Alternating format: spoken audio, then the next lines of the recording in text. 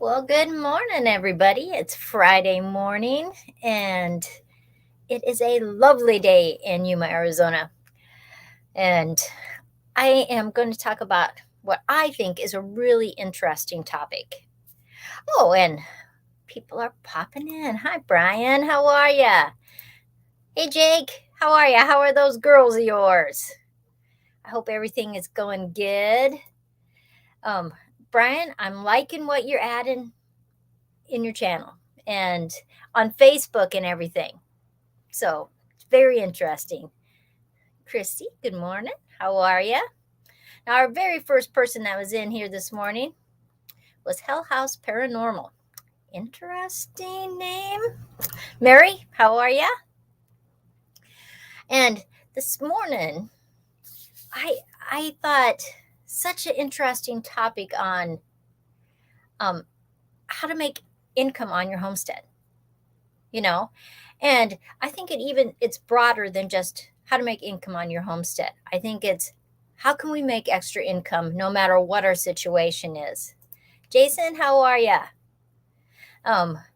Very cool artwork. I saw that you were busy and you were doing bracelets and all kinds of stuff, and very cool. And make sure you say hi to everybody in the chat. That's always a fun thing to do. And through this morning's episode, this live stream, if you have suggestions for people on how to make income, put it in the chat. Because, I mean, I have a whole list of things that I've done in the past, things I do right now, just all kinds of things that can add income to your life. You know, maybe you've done it in the past. Maybe you're doing it right now. Maybe it's not you're adding income, but you're saving, because when you save money, you make money. Hello, you are driving. Don't be typing anything in the chat when you're driving. 6 Acres Farm and Rescue. I hope you're having a good morning. Be safe when you're driving. It always makes me a little worried while people are driving, but maybe she's the passenger and she's not actually driving. So, I thought I would just talk about things that Joe and I have done that maybe you never even thought about. Maybe you never even considered, oh, I could do that. I could add income to my homestead by doing those simple things. And Molly's in here. Hello. Super cold here. How is it there? It is right now 52 degrees. It's supposed to be about 74 today. Yuma's the sunniest place in the world. Not that I just think that. It is the sunniest place in the world. And not the hottest place in the world, but the sunniest. It has more sun days than any other place in the world. And look who is here. The Bunky Girl. Bunky, how are ya? The Bunky Girl, superhero. Yep. And I told some friends of mine about Bunky's channel and the Vineyard Chicks because they have girls. And I guess they've been over and they are loving the videos. So that's very cool. I know. It's phenomenal. And I see that on the East Coast, they're going to get all kinds of snow and cold and not fun. But, you know, not that I don't like the snow, because I do like the snow. And I am actually going to go in just real quick and adjust. Whoop, too much adjusting. Well, maybe that's a little bit better. I've got some weird things on this side when I'm looking at it. Maybe you guys can't see that. Well, Ann Dale, how is my sister of another mother and father? Anna and I are like peas in a pod. Isn't she just the most awesome gal you ever met? Yes. And sorry, my phone is ringing. So I'm going to talk about today how to make some extra income. What can we do with what we have, what is right there in front of us that maybe you never thought about? Oh, I could do that and I can make some extra money for my family on the homestead. If you live in town, think about these things too, because there are always things that happen. The wash machine quits. The you have an unexpected bill. Somebody loses their job. You have a medical thing. There are times in our lives that we need to make extra money. And what can we do to supplement our income to do that? So if you just joined, I have a whole list of things that Joe and I have done in the past, are doing right now, because we're retired, so that is a whole different thing from when you're working. It is. It's a whole different thing. It's a whole different mindset. And we live in two different places. So that's a whole different thing too. And so how do you juggle that? How do you get that to work? Jason's saying, picked up rock and wire, wrap wire around it, threw a piece of leather on it, and I call it a necklace. I saw his post this morning, and he's being funny, but his stuff was just fabulous. So Jason is making income by art. He's adding to what he does, how he lives, and he's making an income with that. And oh, hello, Roxanne. How are you? Great topic. We have all thought about it. I think that's true. All of us have to think about that. We have to be wise. You have to be faithful. You have to be aware of what's happening and what kind of income that you need, or what kind of income do you want. Now, you might have just a regular job and it pays all your bills and it does all this stuff. But what about if you want to take that big vacation? What if you want to buy a freeze dryer, $3,000 expense? Your other stuff might work with what you have, but how are you going to do those extra things? Charmaine says, and hi, Charmaine, I used to do mending and ironing years ago to make extra income. My grandmother used to do people's laundry all the time for extra income. Jake says, I do everything from haul poo to lumberjack. See, this is the discussion I want to have. Now, for me, this is what I do. I look, what is outside my house and what is inside my house that I could make an income from. Because a lot of times we don't take the time, we don't walk around and say, okay, I could do this. Sometimes it's just clutter. And people have garage sales. People sell on Facebook, and it's amazing the amount of money that you could do. Or you see a niche and you can fill that and make an income. So let's take some examples. And Jason says, I work for art supplies. Yes. Free horse poo from neighbor, I can sell for $5 a feed bag full. That is being an entrepreneur. That is a good idea. Because a lot of people don't want to do those kinds of things, but they'll buy them from you. A lot of times I show things on Facebook and I'll have them for sale, but I tell them how to make it, or I do the whole video on YouTube and I tell them how to make it. But a lot of people don't want to do it. They just want to buy it. So take advantage of that. You have a skill, they have a need, and you come together. It works perfect. Okay, so let's look inside the house. What are the things I do every day that I could make money on? Well, I cook, I bake, I can. So let's just break those three things down. I could sell jams and jellies that I can. You can sell them on Facebook, you can sell them on Instagram, you go to farmers markets, you can do a lot of things. Baking.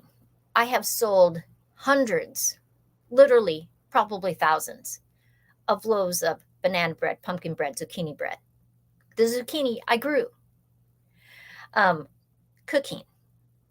I have cooked for people. I've cooked for people that wanted their lunches pre-made. You know, single guys, didn't want to do it themselves, wanted good meals for lunch. I've done that before. Sewing. I sew my pillows, my wall hangings, my aprons. These are things that I can do if I want to make extra money. And I'm loving people putting things in. Everything that comes off the farm is for sale, honey to chickens.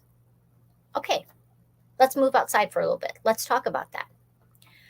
In fact, I'm going to add this to my screen. Even in the city, a lot of times you can have chickens. And these are just one little area where we have chickens back home. You can sell the meat. You can sell the eggs. You get great joy from them. They eat your scraps. It's a thing that you can do income. Just like Jake is saying, they sell from honey to chickens. Think about what you have outside. These were some potatoes. I have sold every kind of vegetable at markets, on Facebook. Everything, you know, that we have. If you have extra, think about selling it. And what some of the things to do beforehand is to look at it. Okay, I'm planting 4 tomato plants. That's what I'm going to do for our family. This is how many we need that we'll eat fresh, or I'll can, or what, however you're looking at it, right? So it's almost going to be springtime. People will be planting in their gardens very soon. How about you plant 2 extra tomato plants? And those 2 extra tomato plants are designated to sell. Or maybe you're going to sell all the tomatoes off of one plant, and you're going to give all the tomatoes off of the other plant. Or maybe you're going to barter, because sometimes people don't want to sell them, but somebody has something you'd like to barter. You can take those, whatever vegetable it is, tomato, Swiss chard, rhubarb, whatever it is, and you can do that. Now, Jason says, my mom said she was going to give me a sewing machine so I can learn how to make my own blue jeans. I've been yelling at Rural King about the way they've been making them. With the sewing machine, I always tease people. I have a sewing machine and I'm not afraid to use it. Because a sewing machine, you can make a lot of things and sell a lot of things. So you have to look at what you have. So we're outside. You have gardens. You may have chickens. These are things we have: gardens, chickens, honey. I think it was Jake in here saying about being a lumberjack. Maybe on your homestead you have extra, a grove of trees. Maybe they need thinned out. Maybe you are like Jason in Homestead in Northern Michigan, and he takes that big tree, and he has a great saw. So he has the ability to take a tree and then make things with it. And he's made everything from his chicken coops to his fence around his yard to artistic things. So look at what you have and see what you can use as an income. Mary says, my goal is to add and save is to add chickens and rabbits for food. If you save money, you're making money. It's just the way it works. If you can, if you don't know Coupon Gail, that is Gail Southern Living. She has a channel that is designated for couponing, and she shows you how she makes money by saving money. And there are coupons all over the place. You can get coupons from every company that you buy from regularly. They have them in the newspapers. They have them online.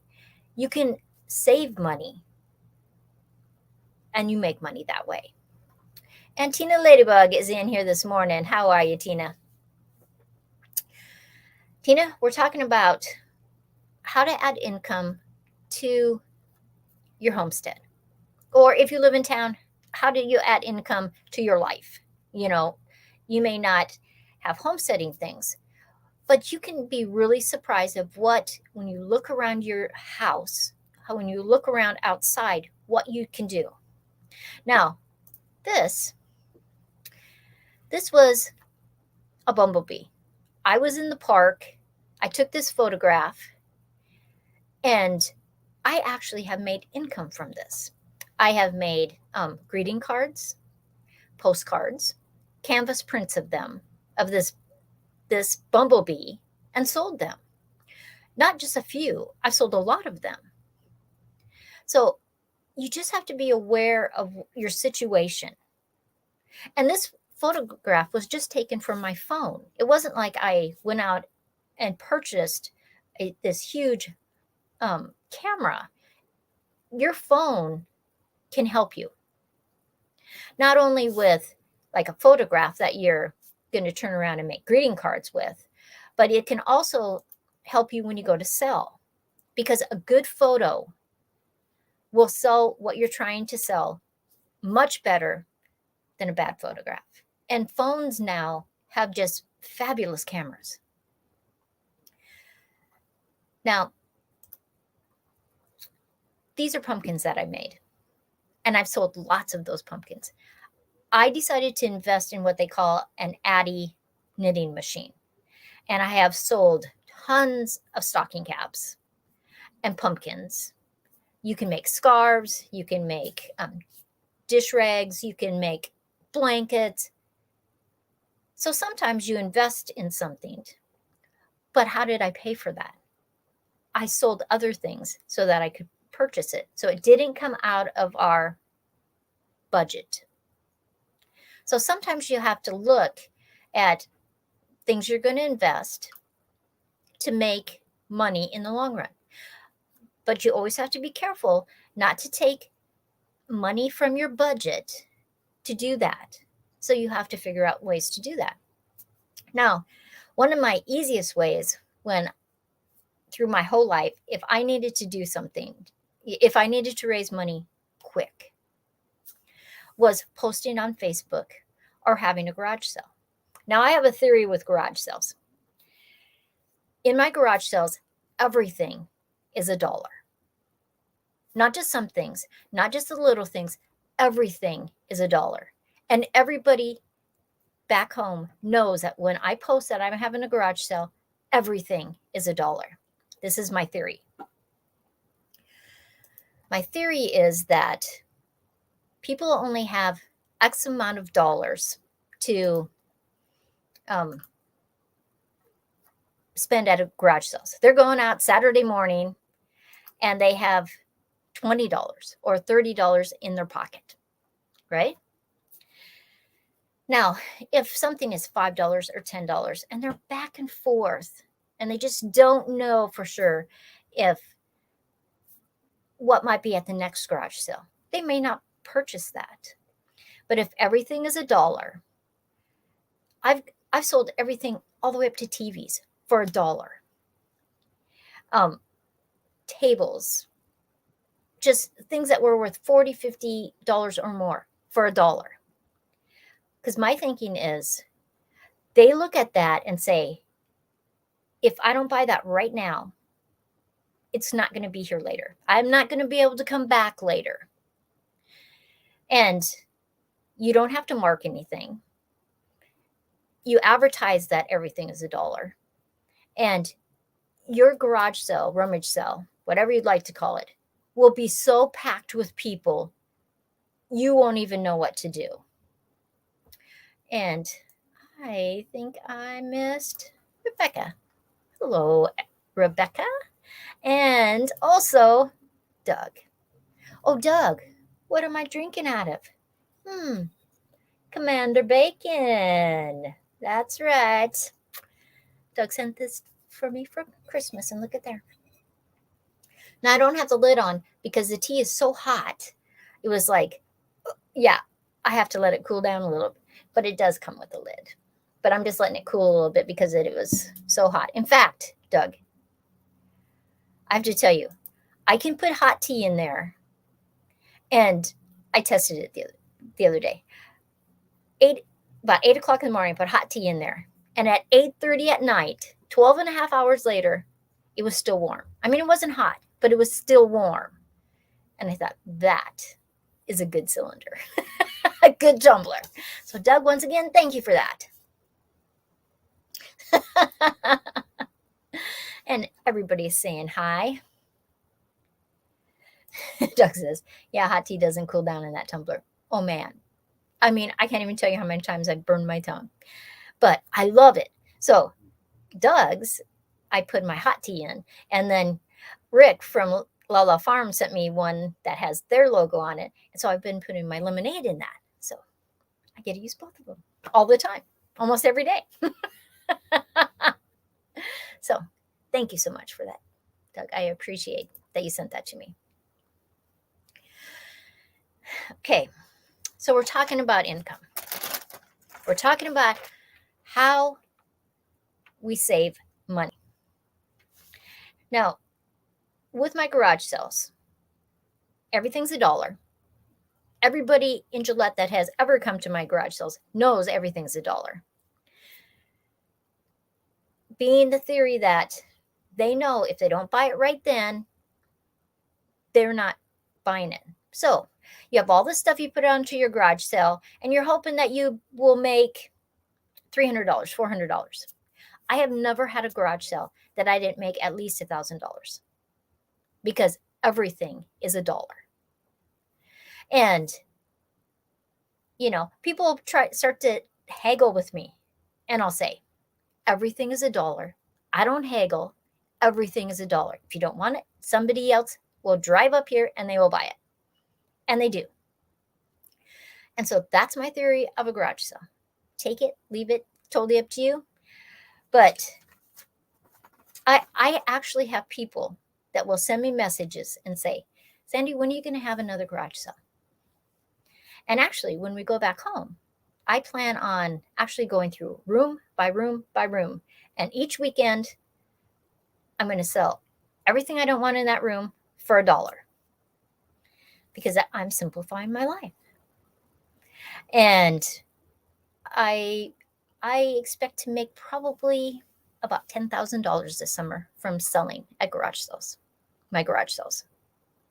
I know it sounds crazy, but it's amazing when people see everything is $1. Just an idea for you guys. Totally up to you. And Judy, hello, how are you? Good morning. Tina's got to go. Thanks for stopping by. Don't you just love her icon? All the time, I love that. Oh, Doug, all the time things are worth more than $1. That's I've sold TVs that were in perfect working condition for $1. In fact, one garage sale, I did a giveaway. I had this really nice TV. We weren't going to use it anymore.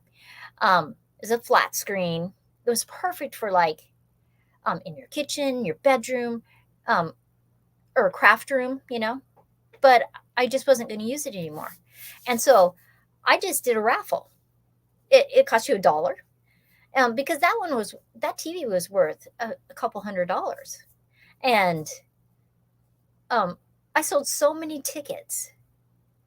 But it doesn't matter if it's worth more than $1 because that's what brings them back over and over and over again. You know, so you have something that's worth $50 or $75. I still sell it for $1. that's just what I do. And in the long run, one, I get rid of all kinds of stuff. I sell all kinds of things. Everybody's happy, and I'm happy. And Tim is in here. Hi, Tim. How are ya? Tim's saying hi to everybody.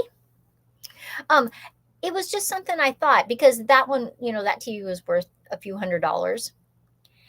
And it was just something I tried. Because I want to go to your yard sale. Well, this summer, room to room to room to room, everything's going to be $1. So, LP, how are ya? Good morning. Jason says, I just can't see myself selling anything once I've already paid for it, unless it's for a trade. See, totally up to you. You have to just decide what is good for you. Oh my gosh, look who is here. Come on. Come on with the come on. How are you? Did you purchase, I started watching the video and I haven't finished it. Sorry. I got distracted doing something. And you're going down the road. You're going to go look at a place. So don't tell me in the chat. I got to finish watching the video. Okay, that is awesome. How do you price clothes and smaller items? Group them together. Everything is $1. Once in a while, there's something really small, and I'll tape it together. But I don't want to have to do any work. I want to take it out of my house, put it on a table. I don't want to have to put any labels on it, any signs other than my garage sale signs. So everything is $1. We do raffles at the hair salon around Father's Day, when I accidentally came up with duplicate stuff. See? Cool. Think about what you have in your house, outside your house. Okay, so outside, we've talked about gardening, chickens, bees, timber, because if you have a grove of trees, maybe they need thinned out. You could sell part of that. Or sometimes companies will come in and take the trees, they'll mark them first so you know which ones they're taking, and they pay you. You didn't have to do anything. Maybe you have equipment outside, and you don't necessarily want to sell that equipment, but maybe you could rent it, or maybe you could do a trade. Somebody wants to use your big honkin' rototiller, and they have something that you would like to trade for. We have let so many people use our big rototiller, and we never charge them to do that. But always, they'll either give us a card with a gift card in it, or they'll bring over something to eat, or plants, things like that. Just look at what you have, what you can do. And I love bartering. I love exchanging this for that. Just as long as both of us are happy with that. You don't want to rip somebody off. You want to do what is fair for you and fair for them. And that way, if you do that, the next time they'll be willing to barter or trade again. Now, in my gardens, I have sold everything from garlic to cabbage to tomatoes. I rarely sell my corn because we like that so much. But a lot of times I'll have extra cabbages or broccoli, Swiss chard, and I'll either sell it or trade it. And then the other thing I'll do with it is, say I have extra rhubarb. Sometimes I chop it up, sell it in quart bags, and people just buy it and buy it. I just put it on Facebook. Other times I make rhubarb pie or rhubarb crisp or rhubarb jam. Other ways to use it. A lot of times if I take that vegetable or fruit and make it into something, I can sell it for a higher price, or I can barter for something better. Do others the way you would like to be done. That's so true. You want to be fair. You don't want to rip people off, because it doesn't take long before people go, oh yeah, he'll barter with you, or she'll barter with you, but it's not a good barter. It's not a good sale. They're ripping you off. And it doesn't take long before people know. So you want to do it fairly. You don't want to get ripped off either. So be fair about it. But it's interesting how in your gardens, fruits or vegetables, you may make something, can something, bake something. Because there's a lot of people that don't bake. My one friend back home has never used her oven. She stores things in her oven like paper towels, things like that. She is never going to bake, but she will buy stuff from me.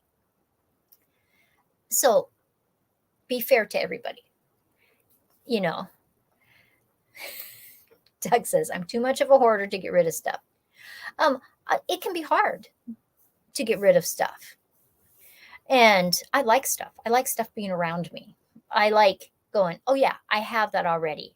So I'm not telling you to get rid of all kinds of stuff, but a lot of times, like with my garage sales, this is how I look at it, is that item served a purpose for me. I've used it. I've got my money's worth. I want to bless somebody else. I can sell it for $1. And I don't have a problem with it at all. Now, see, Judy's saying, I love baking. Okay.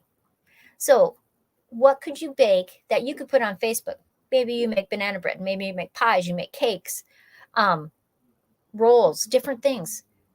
People love homemade things. Hi, Roxanne. How are you? Watch the show Hoarders. I have seen that before. That is crazy. I mean, the stuff is stacked up and there's this little tiny trail you can get through their house. I find it dangerous.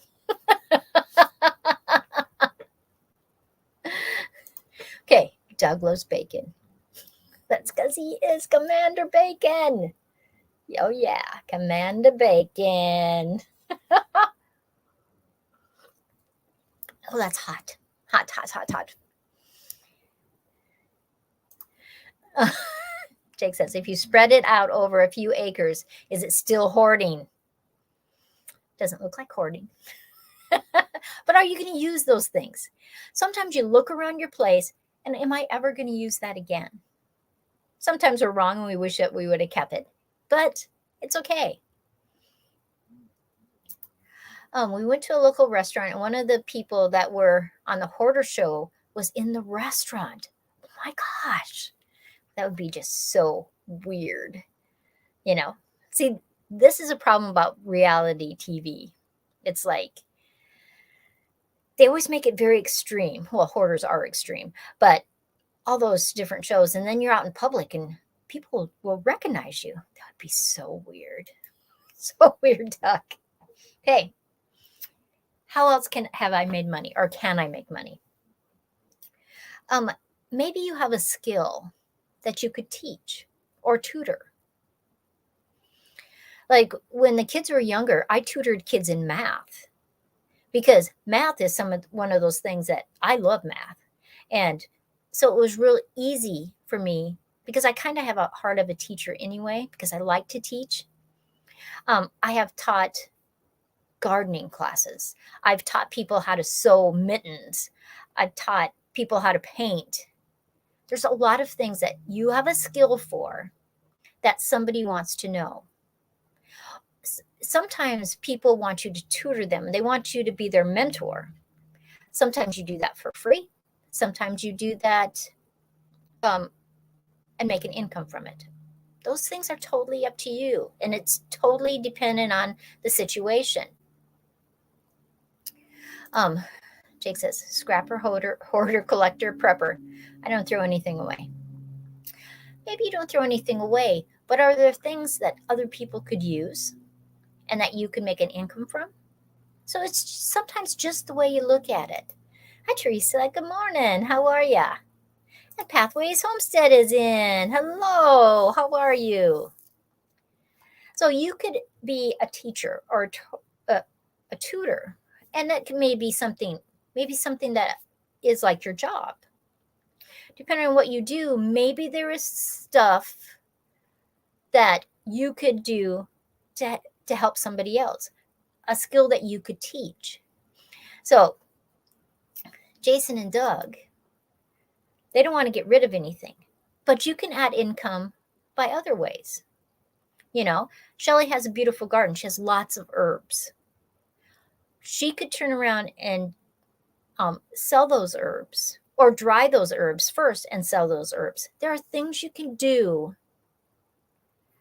And see, Jake is saying, I give stuff away all the time. You can, if you have the means, give it away all the time. If you need to barter, do that. Now, repurposing. This is a good suggestion, because when you're not spending money, you're making money. If you're saving money, you're making money. If you can repurpose it to use it someplace else, that's a money. That's an income for your house. That's the way I look at that. Judy says, herbs, good idea. I have a friend back home. She has some acreage and she grows herbs. And then she dries them and she sells them at the farmer's market. And she sells them at a good price. But once those herbs are established, they can be really huge. And it's something that brings her joy. And she knows that there's no pesticides on there. She knows, she can tell people this is fabulous. Jason says, YouTube is reality TV, isn't it? Yeah, sometimes I think it is.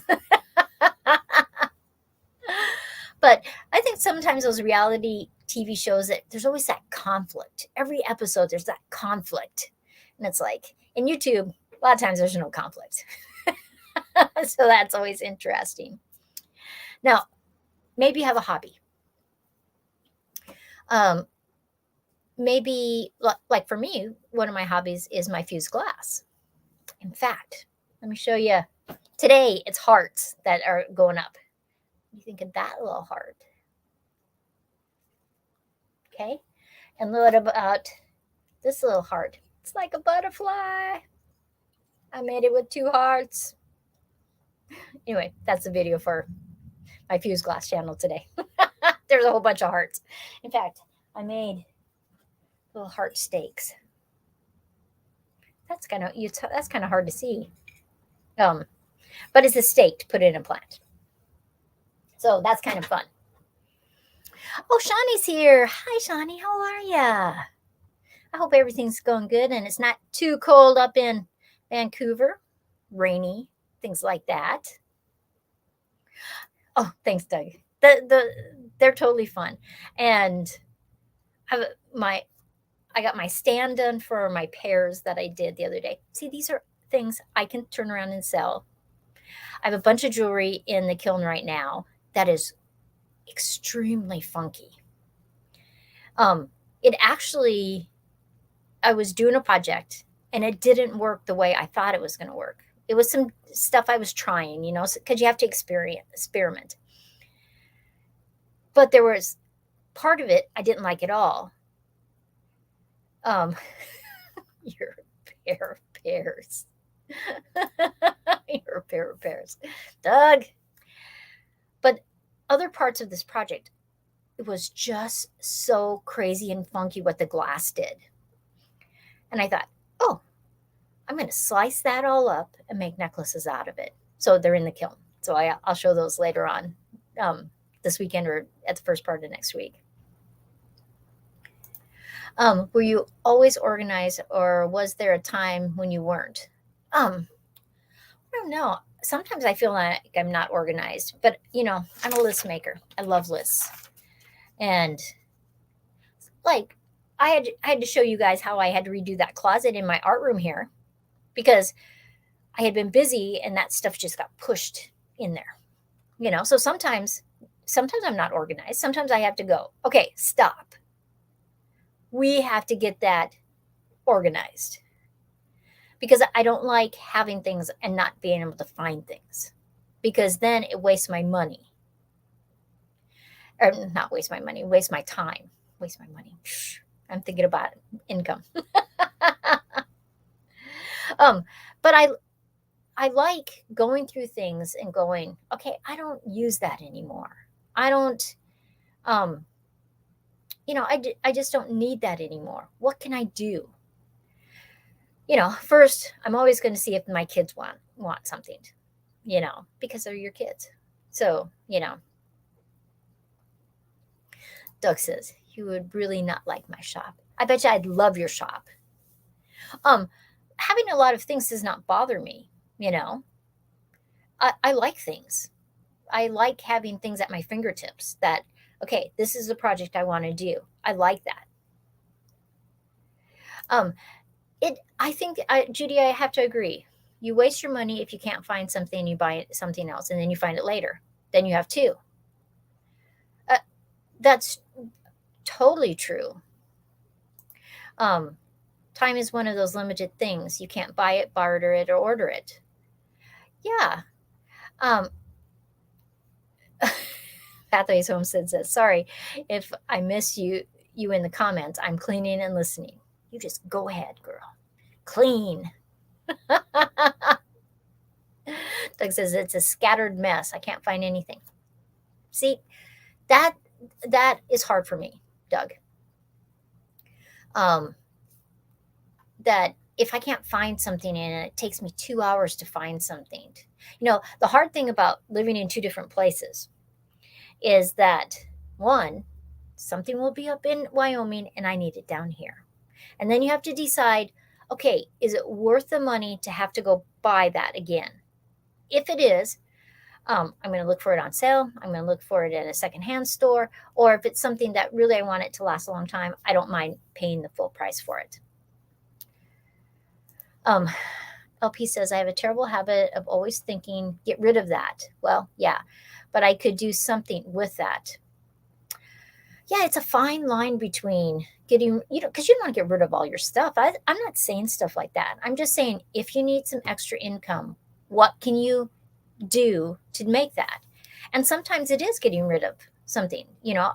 If some people say if you haven't used it in 1 year, some people say if you haven't used it in 3 years, get rid of it. But I'm not so sure about things when it comes to like tools. I wouldn't do that with tools, because certain projects need certain tools, and you wouldn't necessarily use that in that time frame, but you wouldn't want to get rid of it because in the future it's a good tool. And so it's always a balance. Oh, Judy, in the wintertime, this is our second winter of being in Yuma, Arizona. So it's 57 degrees now. It's raised 5 degrees since we started. It's supposed to be about 72, 74 today. And so in the wintertime, we're down here now because Joe's retired. And in the summertime, we're up in Arizona or in Wyoming. So sometimes it'll be like, oh, I thought I have that here, but I don't have it here. I have it back there. I've looked around and it's like, oh yeah, it's back home in that cabinet, So that's a hard thing when you live in two places, because you don't necessarily want to buy big things, but you can only bring so much stuff down with you. So it's this balance. And like my parents have been coming down for like 20, 25 years now. And my dad has his own garage here. He has all kinds of tools, and he never brings things back and forth anymore. But I think they probably did the first 10 years. There were things that they brought down, things they would take back, until you get to that point where you've added enough stuff that you don't have to do that anymore. Judy says, clothes. I need to get rid of old clothes that don't fit because I gained weight. Well, I think that happens to all of us. There's things that we just don't. What does this mean? 1 equals none, 2 equals 2, and 3 is for me. So Doug lives by the rule of 3.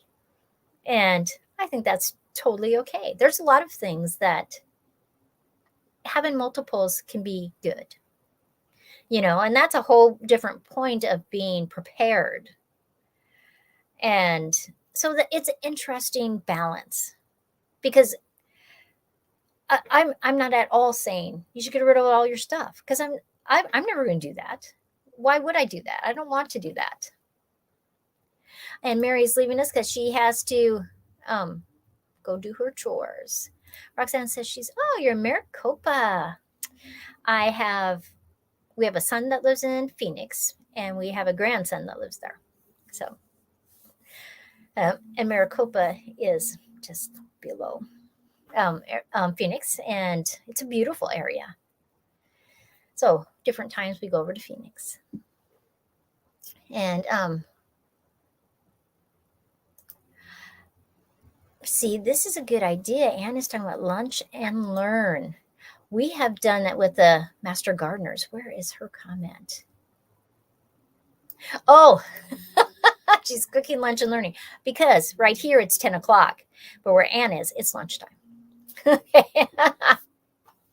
Anne, you're so sweet. Other things that you guys have done to add income that maybe you haven't added in the chat. I've seen different things that people have added in the chat. But I know of people that have a regular job, and that job gives them certain skills. And so they can either have a part-time business because of those skills. They can help a neighbor. They can help a friend. They can help a family member because of those skills. And not everything that you do is based on, oh, what income can I do? Because some things are just helping people. And, people that are in need, you don't expect anything back. There's a balance, always a balance in things. And Anne says, keep those clothes. You never know. They don't make cotton clothes or nicer clothes like they used to. That's true. I have clothes that are really old, but they're comfortable and I like them. And clothes have a way of coming around. Things that weren't in style are now in style. Have you seen kids are wearing bell bottoms? When I was in high school, we wore bell bottoms. And now kids are wearing bell bottoms again. Bunky's saying goodbye to Mary. Oh, Roxanne, crochet purses to sell. See, this is good. Doug says, plans for different things I make available for donation. See, it's a balance. What you do, what you sell, what you keep, what you give. These are all balances. Shawnee says, I made pom-poms last fall and made enough to pay for all my Christmas presents. See, that's fabulous. When the big stuff happened, when the world went crazy, people asked me if I would make masks. First my family asked if I would sew them, and so I did. And then I just sold them for a few dollars. And I made so many of them. I paid for my whole hydroponic system. So if there's a need that you want or a want that you want, maybe like Shawnee, it's pom-poms. Maybe it's dish towels. Maybe it's masks. Maybe it's all kinds of stuff to make that income to be able to purchase that. Like, I would like a freeze dryer. Doug in here has a freeze dryer. But then I think to myself, what kind of pom-poms and how did you sell them? So you guys answer each other's questions in there. Now that we live in two different places and I have two different gardens, then I'm questioning, should I buy a freeze dryer? Because situations change. So it's always interesting what to do and what not to do. But this weekend, take a stroll around your whole house inside and take a stroll outside and take an inventory. So if you're in a situation that you need to make some extra income, what is inside your house and what is outside your house that could make a difference that you could sell, barter, make something else out of it, repurpose, reuse it. What can you do to change that need of an income? And I think you'll be really surprised. Like right now, let's look at this. These are lemons. I made lemon curd. But there are so many lemons on that tree. I could literally make lemonades and curds and lemon pies and sell them all over the place. This is something that's right there that I can do. So you just have to look at what's in your surroundings and what you can do to add to your income. Because there will always be times in our lives, things happen, you know. And Doug says, go ahead and buy the freeze dryer, Sandy, and then I'll buy it from you at your garage sale for $1. Bam! Doug, I love you. He's so awesome. Shawnee is saying, my daughter had a friend that got an order for pom-poms on baskets. So my daughter roped me into making them. Lots of craft people need help. See, that is interesting. They're using it in a whole different way, that they're not going to go out and sell the pom-poms. They're making the pom-poms for another crafter. That is fabulous. And that helped that crafter. So just be aware of everything around you. LP says, I'll offer her $2. It's a running bid on a freeze dryer. Tim says, $3. Doug, see what you started? But everybody, I'm going to let you go. But this weekend, it won't take you very long. Just take an inventory of what's inside, what's outside. And even if you don't have to do anything right now, all your needs are met. You don't have to do anything. All your wants are met. You don't have to do anything. But there may be shortly something that changes. So then if you're already ready, you're already prepared, and have a great day. Thank you so much. You can just go into that gear of making that money, doing that project.